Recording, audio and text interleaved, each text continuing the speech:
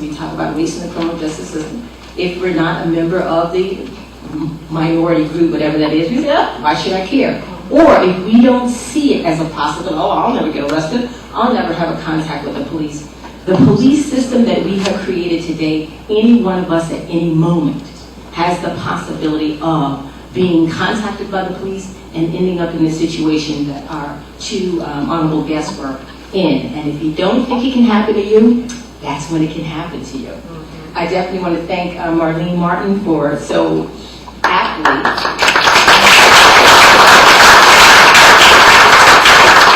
delivering the information about lynchings. I recently heard a very horrible story about a lynching that took place.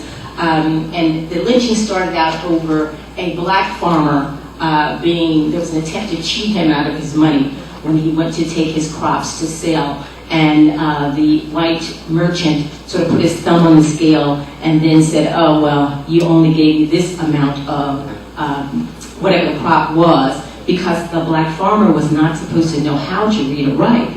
But the black farmer did know how to read and write, but he couldn't let on. Because if he let on that he could read and write, he would be lynched. So he questioned the value that the white merchant wanted to give him for his crop. And of course, the merchant became upset and he said, don't come around here no more, I'm not doing business with you no more. And of course, the farmer says, I don't want to do that. At some point after the farmer left the merchant, it occurred to him that even though he didn't let on that he could read or write, he had insulted a white man, and that could be problematic. Sure enough, later that night, that merchant and some of his friends went to that black farmer's house. The farmer had the wherewithal to leave because he was afraid of what might happen. However, he left his 8-month pregnant wife behind. They took that pregnant woman out of her home, stabbed her in the stomach with a bayonet, cut her baby out of her belly, and threw the baby in the fire.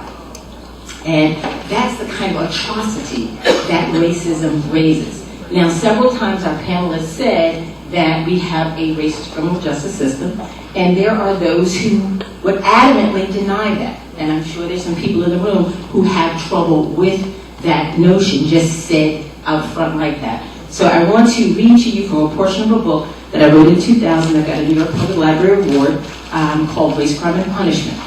In an 1861 portion of the Georgia Penal Code, that's the law, it imposed a mandatory death penalty for the rape of a white woman by a black man, a prison sentence of 2 to 20 years for the same crime if committed by a white man, and the rape of a black woman by any person would merely be punishable by fine and imprisonment at the discretion of the court, which means that the court could impose no punishment at all.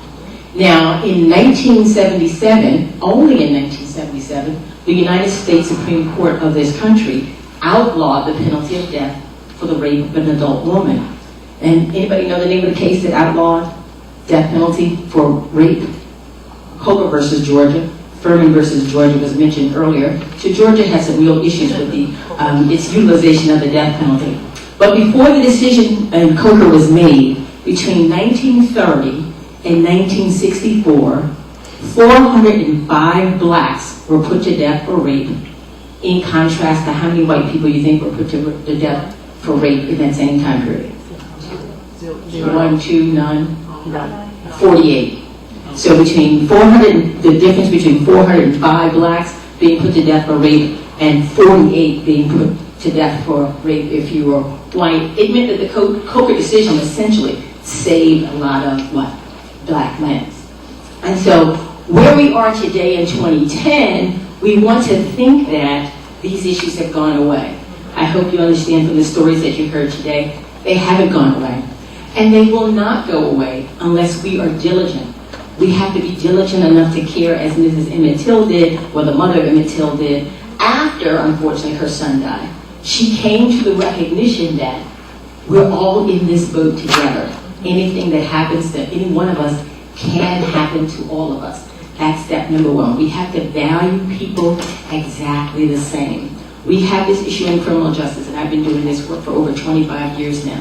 We think that the only crime problem in this country is a black crime problem or a Latino or immigrant crime problem.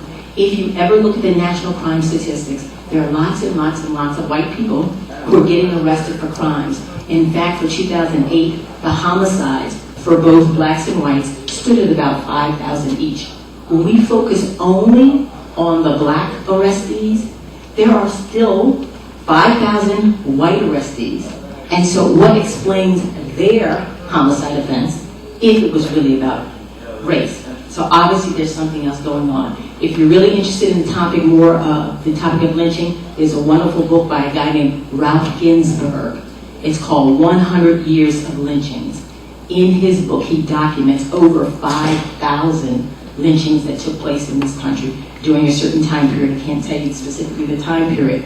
But what lynching did was to show us how barbaric we are in a time when we want to only be able to identify violence and barbarism as occurring among what? Only certain groups or in other places. I want to end with this. Two issues that were raised. There's lots of other stuff on a piece of paper, and if you'd like to volunteer for the Center of Race, Crime, and Justice, I'd be happy to talk to you afterwards, and I have my cards up front. But two issues were raised. One was about the death penalty. Hopefully most of you know that the United States Supreme Court only fairly recently, within 2006-7ish, outlawed the death penalty for a person who committed the crime if they were below the age 18. Anybody know the name of the case? Roper versus Simmons.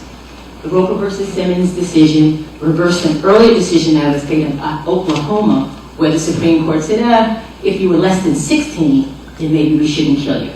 Okay, so in Roper they said, less than 18, we shouldn't kill you. What do you think the race of the defendant was in Roper versus Simmons? White.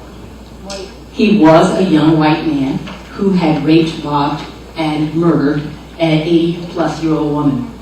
Now, there is a case that is pending for the United States Supreme Court that would outlaw the use of life without parole sentences for minor offenders or offenders who committed their crimes when they were under age 18. What do you think the race of those two main defendants are? They're black.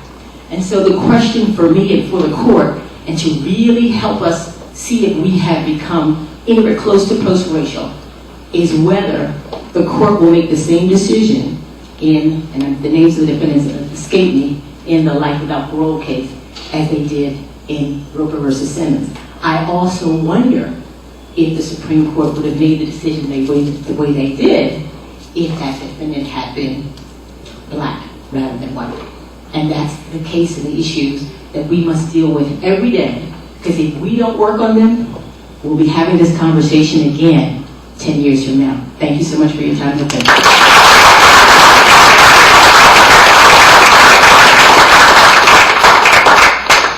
Thank you, Delores. We're going to have 15 minutes for question, answer, or making statements. Before we do that, I just want to also say that lynching now, not then, now, comes with different cosmetology. And I was thinking about New Orleans, the lynching, okay, that was lynching. And the most powerful country in the world, until this day we don't know how many people died. We don't want to know. Lynching now, I'm thinking about when I read for the first time that when W. Bush gave the order to start bombing Iraq, in 30 days they dropped more bombs than 12 years in Vietnam. And we don't know how many civilians we killed. We don't want to know. The privatization of access to medical services here. How many people die every year? And we don't want to talk about this. And let me tell you something about the weapon of mass destruction. The most lethal weapon of mass destruction killed